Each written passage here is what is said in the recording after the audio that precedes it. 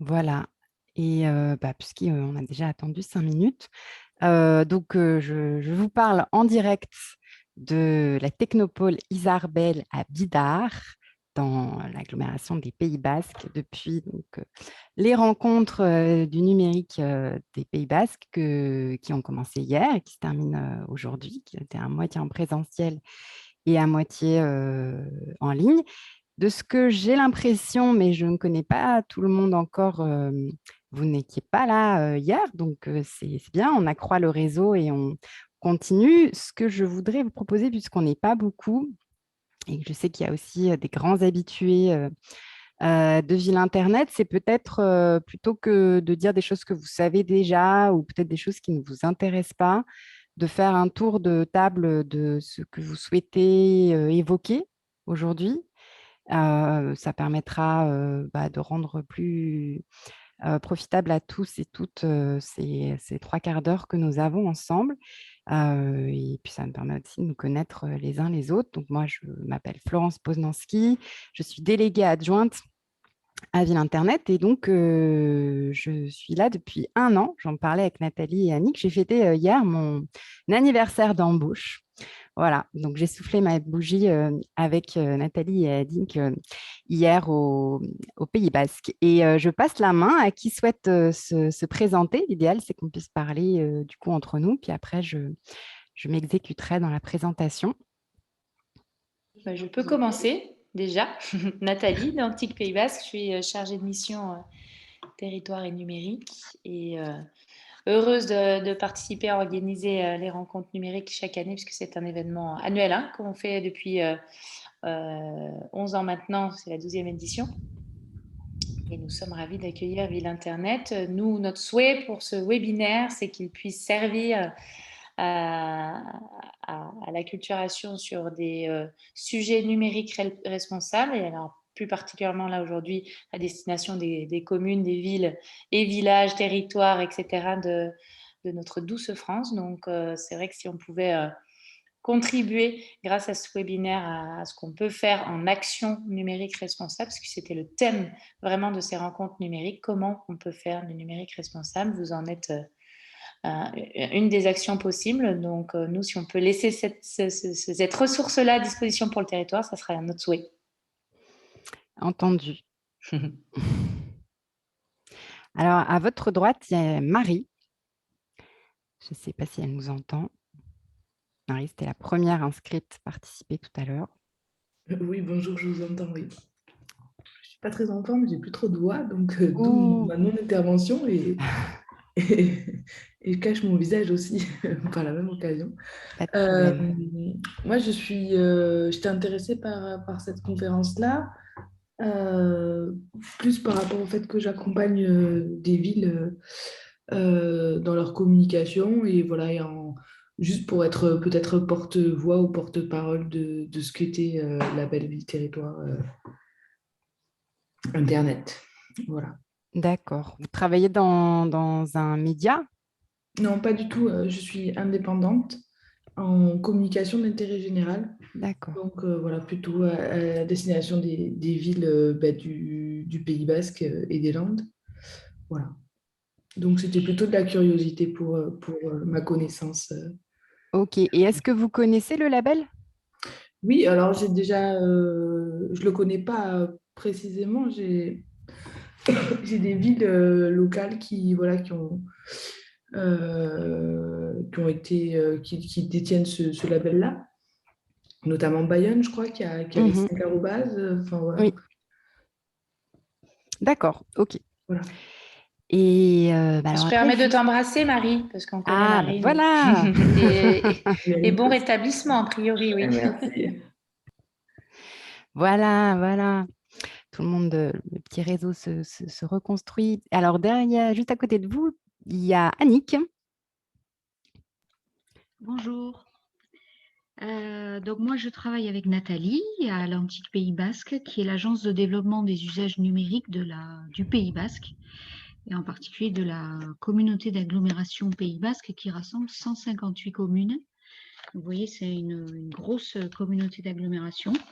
Alors avec des communes, bien sûr, de différentes tailles, des villes assez importantes, enfin pour nous, quand je vois qu'il y a des gens de Fleury-sur-Orne, ça va être tout petit, mais voilà, comme Bayonne, Biarritz, Anglet, ça doit vous parler un petit peu. Mais on a aussi des villes très rurales, voilà, qu'on accompagne aussi dans leur transformation numérique.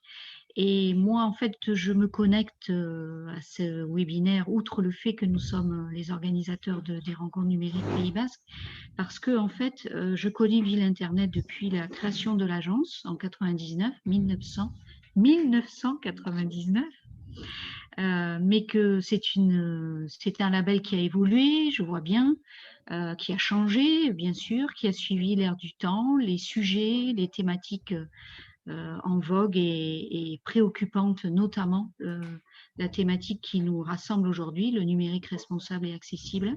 Donc voilà, je me suis dit que c'était une bonne opportunité pour avoir des infos fraîches sur ce label. Et je salue nos deux représentantes du Pays Basque, que j'aurais bien aimé qu'on soit plus nombreuses, mais Marie et Sigrid. Et merci aux autres aussi d'être là. Ça nous fait bien plaisir d'ouvrir ces débats et ces échanges à d'autres territoires. Merci, merci. Eh bien, tout de suite, c'est donc Émilie qui est là. Je vous passe la parole, présenter. Oui, bonjour. Donc, Émilie, je travaille pour la ville de Val-de-Reuil en Normandie. Et la commune participe à Ville Internet depuis 2015. On a débuté avec 2 arrobases, 2015-2016, ensuite 4. Et là, on est à 5 arrobases depuis 2018. Donc, pas d'arrobase verte, mais on espère pour cette année. Voilà pourquoi on est venu aujourd'hui pour ce webinaire, essayer de décrocher la fameuse arrobase verte en sachant que le logo de Val-de-Reuil est naturellement Val-de-Reuil. Donc, ce serait dommage de rater cette arrobase. Et oui, bienvenue au Pays Basque. Merci de Normandie. Et félicitations pour ce long parcours. Merci. Donc, je passe la parole à Sigrid. Oui, bonjour. Désolée, je ne mets pas la vidéo parce que j'ai des petits problèmes de connexion. Il est possible d'ailleurs qu'à un moment donné, je vous coupe, enfin que ça coupe et que je revienne. Moi, je suis en effet basée sur le Pays Basque. Bonjour à Annick et Nathalie. Coucou. Qu'est-ce que je peux vous dire? Moi, je suis à l'origine d'un concept qui a démarré en 2014 qui s'appelle le Nouveau Guide et qui, pour démarrer, a opté pour une solution numérique et tout simplement un site internet pour donner de la visibilité aux alternatives de vie et de consommation justement sur le Pays Basque. Voilà, moi je suis très proche de ces thématiques responsables, écologiques, sociales, environnementales depuis déjà maintenant quelques années, on va dire, pour résumer. Voilà, donc le croisement du numérique et du responsable, évidemment, fait partie de mon quotidien depuis longtemps. Je n'ai pas pu assister à beaucoup d'événements auxquels je m'étais inscrite là pour les rencontres pour des raisons professionnelles. Mais voilà, donc je sais assez peu de choses sur le label, finalement. Je suis nouvellement basée sur Hasparren, donc, qui est une ville plutôt dite rurale sur notre territoire. Et pour différentes raisons, ça m'intéressait de me mettre un petit peu à jour. Voilà, donc merci pour cette thématique et l'initiative.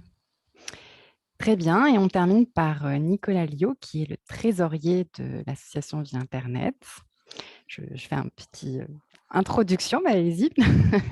Bonjour à tous, donc Nicolas, donc effectivement donc trésorier de l'association Ville Internet. Donc on participe nous au label depuis 2010. Donc on est 5 arrobases. En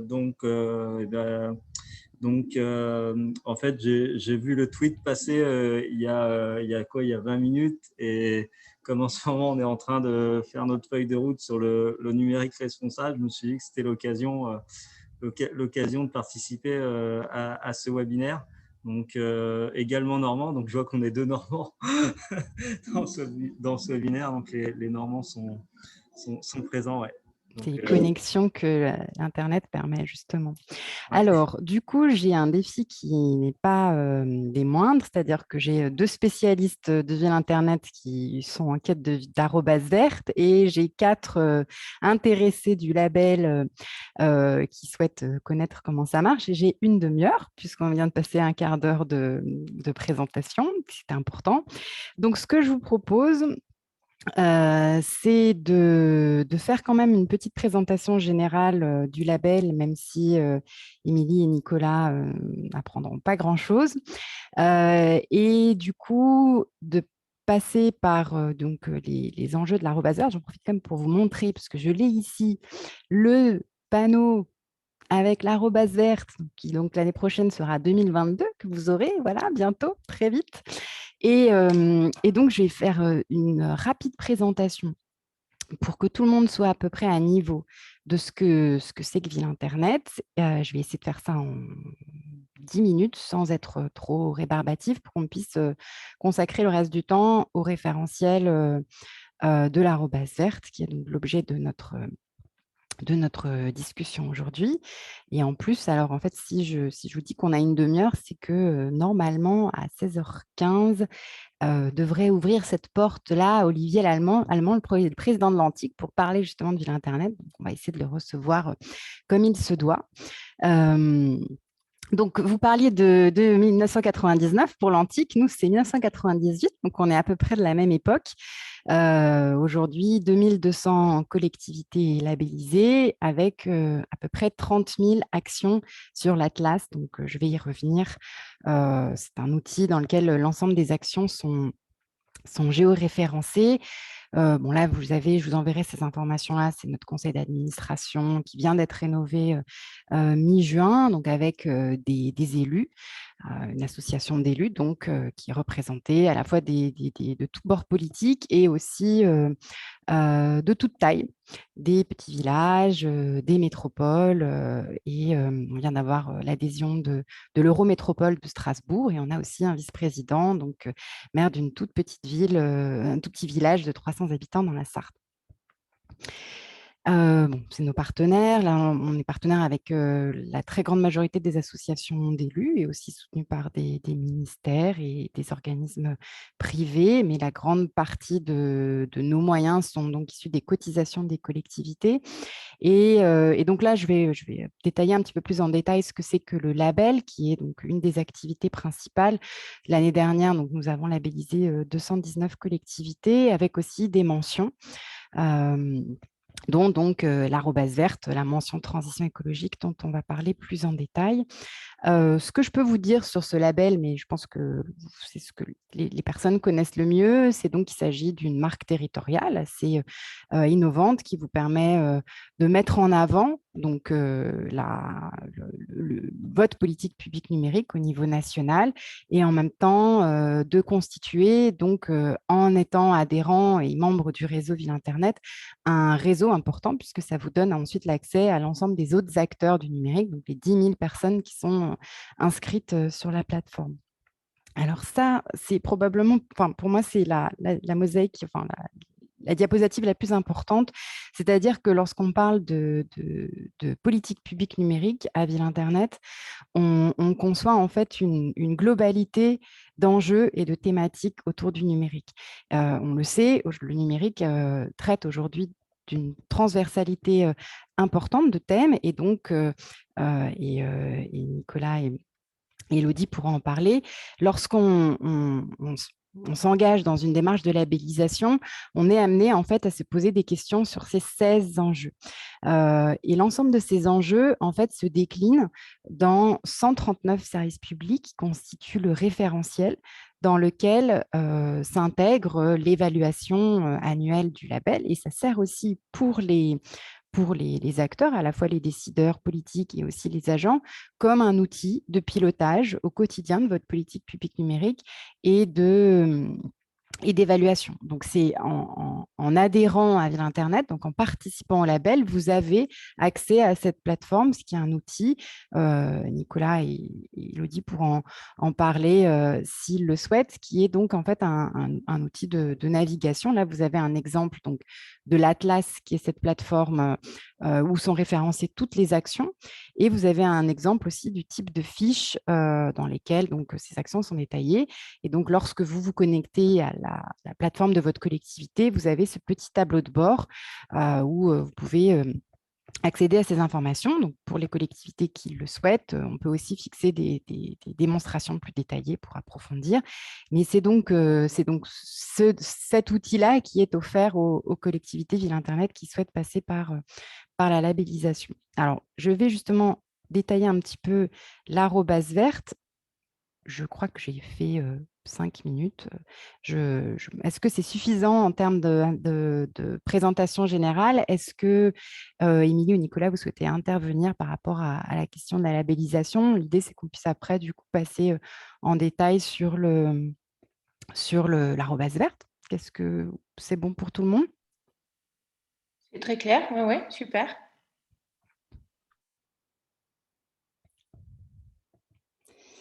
Très bien. Et bien alors, nous voici. Donc, l'arobase verte, c'est avant tout le fruit d'un partenariat qui est né en 2020 avec, donc, entre Ville Internet et l'Institut du numérique responsable. Pour ceux et celles qui ont participé aux activités d'hier ou bien qui souhaitent les regarder, il y a plusieurs interventions, notamment de Vincent Courboulet, qui est le directeur scientifique, un petit peu une des têtes pensantes du label, de l'INR. Donc, il y a aussi un autre type de label qui est spécifique sur les questions de numérique responsable.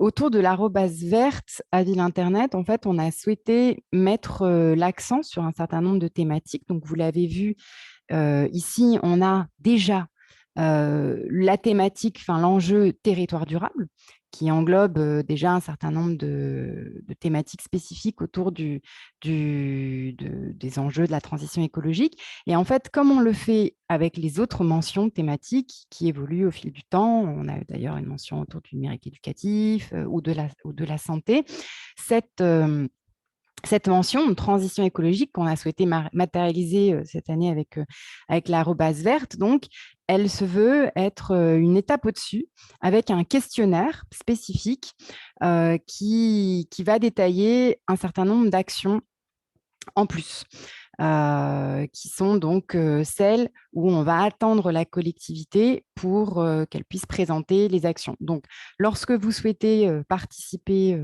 à cette arobase, vous avez donc la démarche classique de rentrer les actions dans la plateforme comme vous le souhaitez. Alors, s'il y a des questions, comme je sais qu'il y a 2 spécialistes, moi, je ne l'ai jamais fait puisque je ne suis pas une collectivité, mais Émilie et Nicolas l'ont fait à plusieurs reprises. Donc, vous pourrez expliquer comment ça se passe pour rentrer les actions dans la plateforme. Et une fois que vous l'avez faite, vous avez en plus un petit questionnaire à remplir qui va vous demander de focaliser sur ces 7 thématiques-là. Et donc, on va y retourner pour présenter. Avant ça, donc ce que je voulais aussi mettre en avant et qui sert aussi d'outil pour tout le monde, c'est donc la première édition de l'arobase verte qui s'est tenue cette année. On a découvert dans le palmarès en février, tous les ans, la remise des labels se fait toujours en février. Donc, on a déjà eu 6 collectivités qui sont les premières arobase vertes de l'année. Donc, ce sont ces 6 collectivités-là, le Pré Saint-Gervais, en Seine-Saint-Denis, qui était 5 arrobases, les Mureaux dans les Yvelines en Île-de-France, Bourg-la-Reine dans le département des Hauts-de-Seine, Amboise en Indre-et-Loire, Miramas et Venelle dans les Bouches-du-Rhône. Et vous voyez d'ailleurs qu'elles n'ont pas forcément toutes 5 arrobases. Et donc, l'arrobase, disons la mention, n'est pas forcément corrélée avec une excellence globale, mais disons, elle a vocation à mettre en avant spécifiquement ces actions mises en place. Donc, je vais revenir sur ce référentiel-là et je vais aussi contrôler mon temps pour être sûr que vous allez avoir le temps d'échanger. Avant ça, je vais vous partager aussi dans le chat, puisque depuis depuis l'année dernière, on a aussi pas mal avancé sur ce sujet-là. Donc, on a organisé, et vous l'avez dans ce lien-là, je vais le partager justement dans le chat, on a organisé une rencontre à Grenoble, enfin, en virtuel et à Grenoble en avril, avec ces arrobas vertes où elles ont pu parler entre elles, croiser leurs visions, etc. Donc, je vous recommande de regarder aussi ce webinaire et d'écouter le podcast qui en a suivi où on a aussi approfondi sur ce sujet. Donc, c'est du contenu intéressant, assez rapide à écouter, qui va droit au but. Et en gros, pour terminer un petit peu ce moment d'introduction, ce qu'on met en avant dans l'arobase verte et qui est un petit peu aussi l'esprit de la labellisation de façon générale, c'est la dimension de transversalité et d'éco-conception de la réflexion autour du service numérique. C'est-à-dire qu'on invite la collectivité à faire une analyse globale de l'impact environnemental que produit son service public numérique de façon générale et donc de lui donner en anticipation une dimension éco-responsable en essayant de prendre la mesure globale de l'ensemble des impacts, les impacts environnementaux qui sont causés par engendrés par leurs actions numériques. Donc, ça va principalement, et on le sait, puisque c'est le chantier numéro 1 et l'impact numérique, c'est le travail autour du parc informatique principalement. Donc, toute la réflexion autour d'une stratégie de changement de matériel ou bien de reconditionnement. Alors, ce qui est intéressant, c'est que dans le reconditionnement, il y a 2 dimensions.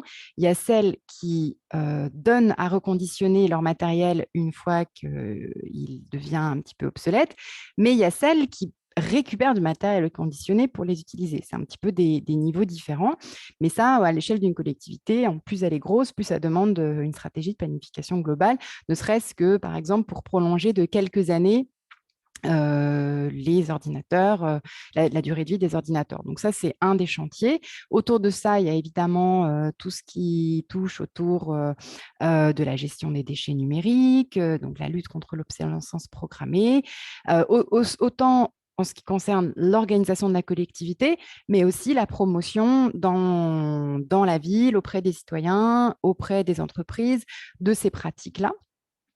Dans cette réflexion, par exemple, globale, qui serait le calcul de l'empreinte écologique.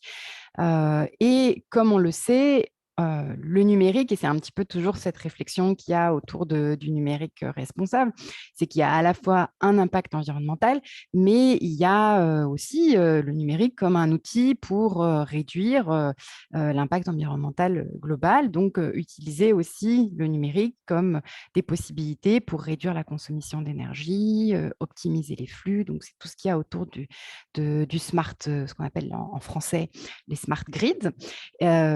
Comment consommer moins d'énergie, réduire l'éclairage, réduire l'arrosage, consommer moins d'eau, etc.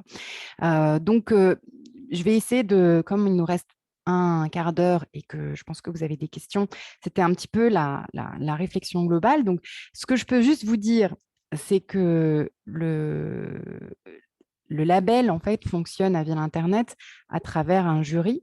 Donc, nous, l'équipe, ce qu'on sait le moins, d'ailleurs, je ne vous cache pas que ça crée une petite frustration de mon côté, mais ce qu'on sait le moins, c'est comment fonctionne le jury, dans le sens où le jury est indépendant. Et donc, nous ne siégeons pas en tant qu'équipe dans les réunions du jury, parce que nous sommes aussi en contact régulier avec les collectivités. Donc, le jury, dans sa souveraineté, est celui qui décerne à la fois les différents niveaux d'arrobase et aussi donc les mentions. D'ailleurs, l'INR siège au jury au titre de ce partenariat.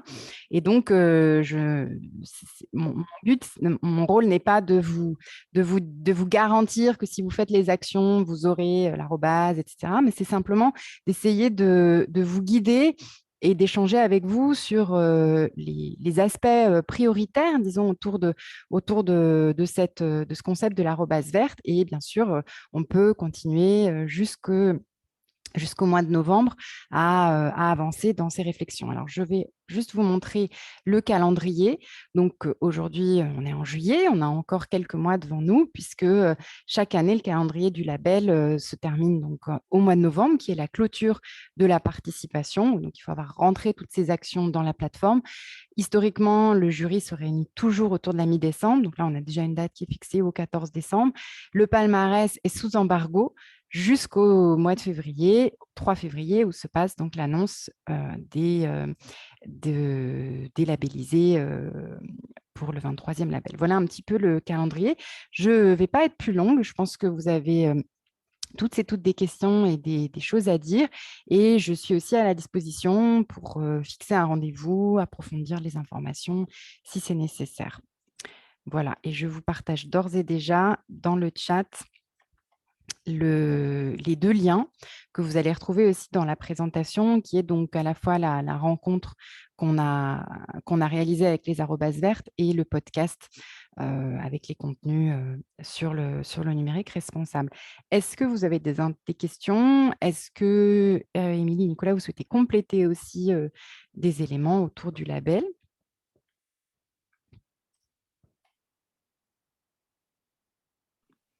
Oui, j'ai une question. L'enregistrement de notre dossier, il est informatique ou il est papier? Du coup, si vous avez une plateforme spécifique ou c'est… Alors, je vais laisser Émilie ou Nicolas répondre, puisqu'ils le savent mieux que moi, comment ça se passe. Qui vous voulez, Émilie ou Nicolas, je ne sais pas. Qui veut ouvrir son micro? Donc, en fait, quand on candidate, donc en fait, c'est donc la grille qu'on a vue tout à l'heure avec les 16 enjeux. En fait, vous remplissez des fiches. Donc, et ces fiches, en fait, vous les retrouvez. On a vu tout à l'heure, en fait, dans l'Atlas, et vous le retrouvez aussi dans le profil de la collectivité. Donc, pour le coup, on va dire, c'est stocké de manière informatique, quoi. Oui, c'est dans la plateforme. Et ça veut dire qu'on peut enregistrer des actions, même si on n'est pas en train de candidater directement cette année-là à l'arobase vert, quoi, ou à l'arobase. OK. Oui. Oui, donc c'est l'ensemble de ces donc, fiches-là qui fait qu'on candidate avec un dossier, quoi, en fait. Voilà, ouais. Ce qui fait que normalement, vous avez les actions réalisées, les actions en cours. Alors, j'ai plus en tête. Hein. Il y a vous avez le descriptif, on vous demande les bénéfices suite à l'action, etc. Et vous pouvez rajouter des liens, vous pouvez joindre des documents en PDF, quoi. Ce qui est aussi intéressant, je trouve, sur la plateforme, c'est que ça vous permet aussi, parce qu'en fait, les agents OLU s'inscrivent, ce qui vous permet de prendre contact directement, contact avec eux si vous avez des questions sur une des actions. Donc, c'est un peu tout ça qui est intéressant, je trouve. Il y a vraiment le côté réseau au sein de Ville Internet qui est important. Ouais. Merci beaucoup, c'est clair. Émilie, vous souhaitez compléter? Oui, en sachant que les fiches sont valables, il me semble, 2 ans. Hein, donc la mise à jour, elle n'est pas à faire systématiquement tous les ans. Si vous avez un projet qui est toujours en cours d'actualité, la fiche action reste 2 ans. Une action peut répondre à plusieurs enjeux aussi. Par exemple, le territoire durable peut répondre aussi à démocratie locale, si l'action suit les enjeux des deux actions. Donc ça, c'est intéressant aussi de pouvoir faire des croisées entre les différents enjeux.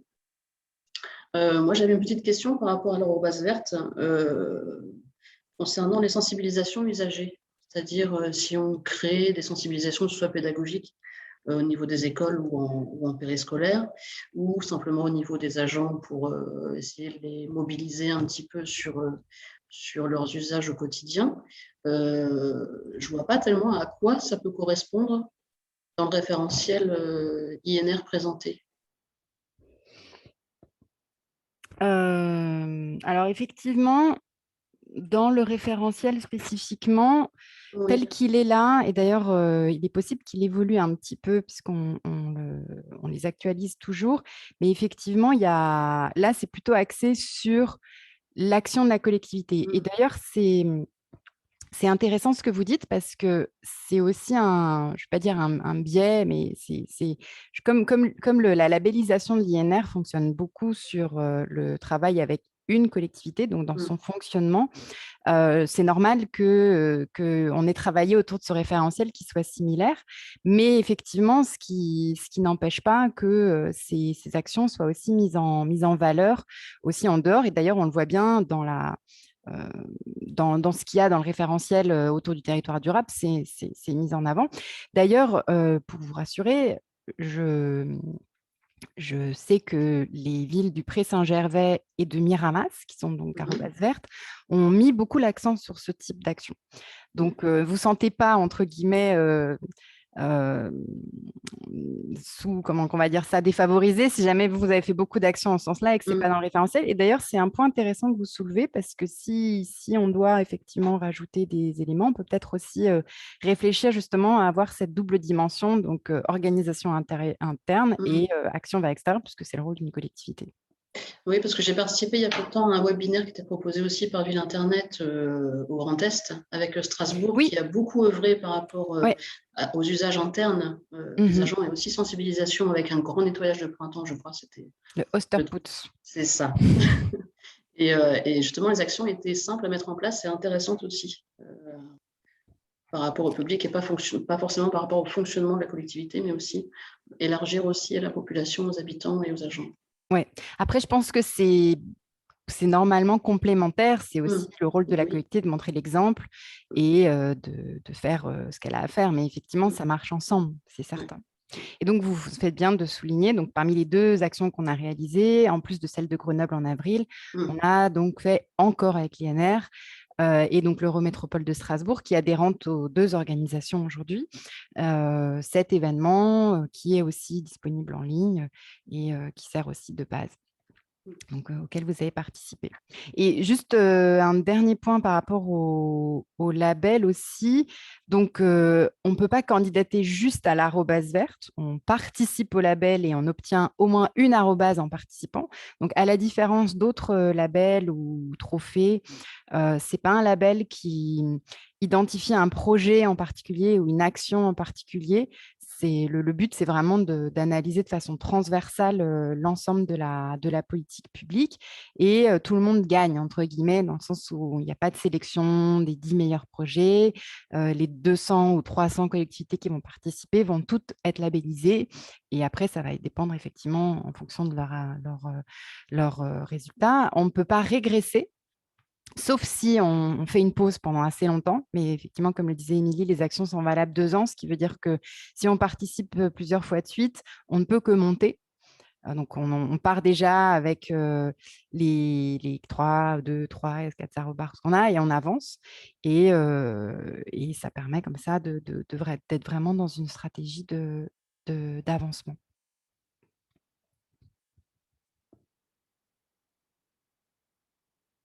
Alors, je vois qu'on vient d'être rejoint par Yebi. On aimerait savoir qui est Yebi. Est-ce que vous nous entendez?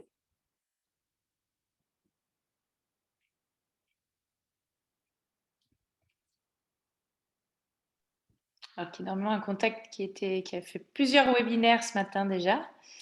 Donc, qui était normalement... je ne sais pas si il nous entend, mais ce n'est pas grave. On reviendra tout à l'heure. Je suis un participant de rencontres numériques. Très bien, et bienvenue. J'espère que vous prenez les informations en cours de route. Est-ce que s'il y a des questions du côté de Nathalie, de Marie ou de Sigrid également, ou bien d'autres questions sur l'arrobase verte spécifiquement? Moi, j'avais une question par rapport à l'accessibilité. C'est quelle place l'accessibilité a dans l'obtention du label? Alors, là, on sort un petit peu du sujet de l'arrobase verte, mais on peut aller vers des... Non, mais c'est important parce que c'est justement la transversalité du label. Il y a à la fois des actions dans le domaine de la médiation numérique. Donc là, on est sur un autre champ, un autre enjeu important où on met justement en avant plusieurs types d'actions comme l'accessibilité des services en ligne avec la lecture vocale, le W3C et aussi l'accessibilité des équipements numériques avec tout un tas d'outils. Et puis, on a aussi autour de la question du service public, tout ce qui est autour de la prestation de services, l'accompagnement, la qualité du service dématérialisé, etc. Donc, effectivement, au sein du label, dans le référentiel, on retrouve à plusieurs endroits des enjeux et des services qui renvoient aussi à l'accessibilité.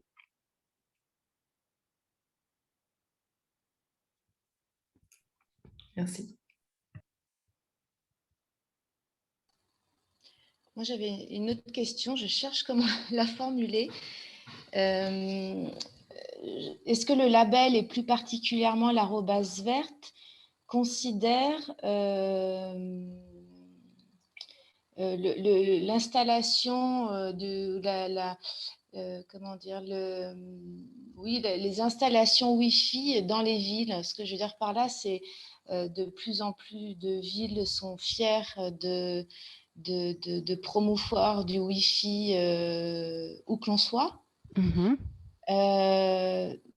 Bon, ça fait quand même une trentaine d'années et surtout ces 10 dernières années que pas mal de scientifiques se nourrissent d'études et transmettent des rapports assez précis sur des problématiques voilà, générales, hein, qu'on imagine bien avec le croisement des différents types d'ondes que l'humain et d'autres écosystèmes, enfin, dont profite l'humain et d'autres écosystèmes au contact du Wi-Fi ou de d'autres ondes. Donc, en fait, je ne sais pas, voilà, je tourne un peu autour du pot là, mais est-ce que cet arrobase vert verte le considère? Est-ce que c'est valorisant en fait? Est-ce qu'on a plus de chances d'obtenir le label en proposant du Wi-Fi en ville, ou est-ce qu'au contraire, vous êtes attentif à ce qu'il y en ait moins? Vous voyez ce que je veux dire? Oui, autour des questions de sobriété Oui. numérique, par exemple. Ouais. Alors, c'est une question intéressante. Du coup, je voulais l'aborder d'une autre façon, mais je vais peut-être commencer par ça, puis après, on va revenir. Je vous fais un petit peu un exemple du type de recherche qui peut être fait à travers l'outil de l'Atlas, donc qui est cet outil où sont référencées les différentes actions. Vous avez dans la partie droite une barre de recherche. Donc là, par exemple, j'ai tapé Wi-Fi public et je suis tombée sur toutes les actions Wi-Fi public qui ont été proposées par les différentes collectivités. Et après, c'est facile, il suffit de cliquer. Donc d'ailleurs, vous voyez qu'elle renvoie, selon l'interprétation de la collectivité, à des enjeux distincts. Et après, on peut cliquer sur la page de la ville en question et aller voir l'action en question. Même chose pour l'accessibilité. Si je mets ici accessibilité ou accessible, j'ai toutes les actions qui ont été réalisées par les différentes collectivités. Donc, ça me permet aussi d'avoir une notion de qu'est-ce qui a été fait, etc.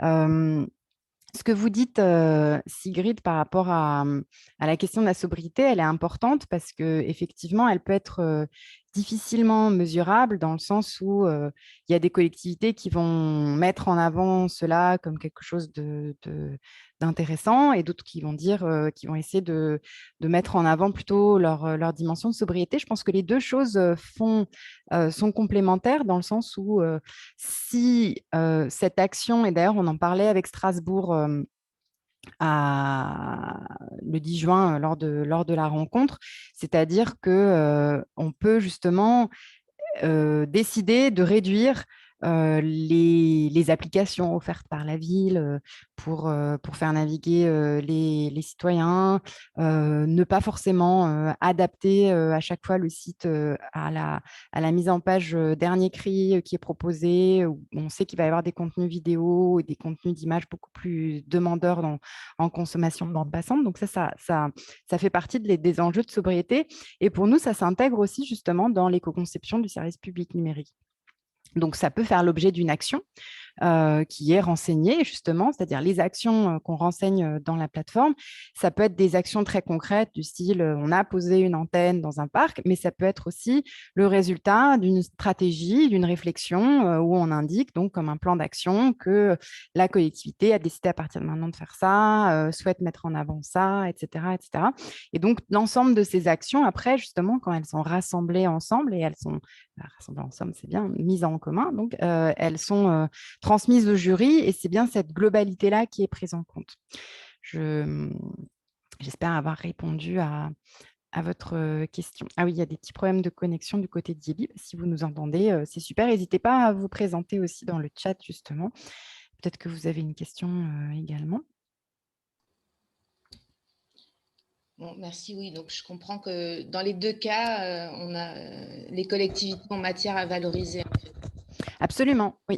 Oui. Il y a des choses qui sont… Verte ne va pas plus mettre en avant cette sobriété numérique pour autant. Si, justement, dans le référentiel de l'arobase verte, il y avait… je reviens dessus, justement, la première, c'est ce terme un petit peu général qui s'appelle les actions de l'éco-conception des services numériques, dans lequel vous pouvez justement intégrer l'ensemble de ces réflexions. C'est-à-dire si au sein de la collectivité, il y a eu plusieurs ateliers qui ont mené justement à l'identification des espaces de sobriété au sein de la ville et la prise en l'adoption d'un certain nombre de procédures pour réduire la production numérique, eh bien, ça fait l'objet d'une action des conceptions du service numérique. Donc, ça peut faire l'objet d'une action qui est renseignée et intégrée dans le référentiel de l'arobase verte. Ok, merci. Et renseignée d'ailleurs aussi avec l'enjeu territoire durable. Ok. Et on accueille aussi Christophe, qui nous rejoint dans cette fin de séminaire. Bon, on a peut-être encore un petit peu de temps. Pour l'instant, la porte ne s'est pas ouverte, donc on peut encore discuter. Je ne sais pas si vous avez des questions encore, peut-être la volonté d'approfondir un petit peu. Je vais laisser aussi mes coordonnées. Et normalement, on a aussi les coordonnées de tout le monde dans l'inscription. Donc, je pourrais vous envoyer la présentation aussi.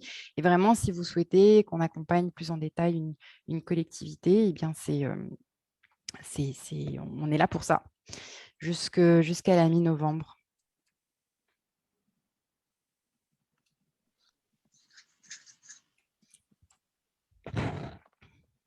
J'avais une question, Florence. Oui. Justement, une commune comme celle d'Émilie qui n'a pas réussi à décrocher son arrobase, du coup, qui est déçue, vous faites quoi? Vous essayez de l'accompagner, vous lui proposez des formations, ou c'est par l'INR que ça se passe? Enfin, vous voyez, outre le label, quel est l'accompagnement que vous apportez aux communes pour qu'elles montent en niveau justement de transformation? Absolument. Alors, effectivement, les deux actions dont j'ai parlé sur la rencontre à Grenoble avec les arobase vertes, la rencontre à Strasbourg font partie de ce processus d'acculturation. Ville Internet organise aussi des formations. Vous faites bien de me faire le rappeler. On a organisé d'ailleurs 3 formations tout autour de l'année sur la question du climat, du numérique et aussi de l'éco-conception du service public numérique. Je vais vous partager aussi le lien vers les formations qui sont encore prévues. Il y en a une qui est prévue au mois d'août assez rapidement et une autre aussi en septembre. Donc, c'est notre rôle. Après, effectivement, on considère que le jury est souverain de sa décision. Donc, les contestations ont parfois lieu, ce n'est pas simplement que sur l'arobase verte. Il y a parfois des villes qui sont déçues de ne pas avoir eu leur 4e ou leur 5e arobase alors qu'elles avaient eu l'impression de s'investir beaucoup et d'évoluer dans leur politique publique. On considère que le jury les personnes qu'on invite à siéger dans le jury ont pris leur décision en connaissance de cause. Par contre, on est effectivement au contact et à l'écoute de l'ensemble des collectivités, à la fois pour les accompagner, pour mieux maîtriser l'outil de l'Atlas, et au cours de l'année, d'organiser ces rencontres, ces espaces d'échange qui sont très importants, d'ailleurs, comme on est en train de le faire aussi aujourd'hui. Et j'en profite aussi pour dire, donc, en plus du label, on a un autre événement qui est organisé au mois d'octobre, qui est le Congrès national des élus au numérique, qui lui a une vocation, disons, de mise en commun et de remontée en généralité des enjeux portés par les collectivités, et qui a aussi vocation à mettre en avant la délégation numérique qui s'est développée dans les différents conseils municipaux. Donc, c'est une invitation à tous les élus numériques et aussi évidemment à leurs agences, à un moment qui est réservé aux collectivités pour qu'ils puissent partager leur vision du numérique, leur vision du service public numérique. Tout cela donne lieu à une motion. D'ailleurs, c'est un événement le 7 octobre, mais c'est aussi un processus puisqu'il y a une consultation avec des contributions qui se font tout au long de l'année, des rencontres thématiques aussi. Et cette motion, donc, qui est rédigée avec les différents élus, est ensuite remise au gouvernement. Et donc, c'est une étape un petit peu dans l'organisation. Et d'ailleurs, je pense, au vu de la façon dont dans les enjeux de transition écologique se sont vraiment présentés avec urgence depuis le début de la crise, depuis l'année dernière, que ce sera un des sujets centraux aussi mis en avant dans le prochain congrès.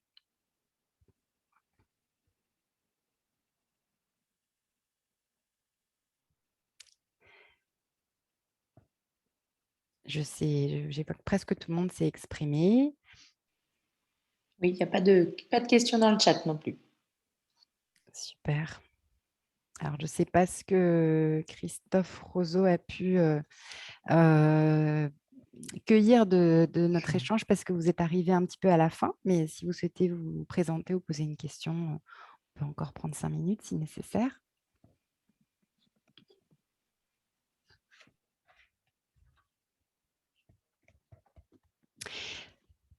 Le temps que vous réfléchissez, j'en profite aussi pour vous parler puisque j'ai tout le matériel avec moi, on a publié aussi en partenariat avec l'association Ville de France, donc l'association des villes moyennes, une enquête donc, qui s'appelle Numérique et gestion de crise locale, et qui a eu donc c'était un focus sur les villes moyennes spécifiquement, qui a eu pour but de donc sonder les actions qui ont été mises en place par les collectivités depuis le début de la crise sanitaire avec le numérique pour donc pallier aux impacts de la crise auprès des citoyens.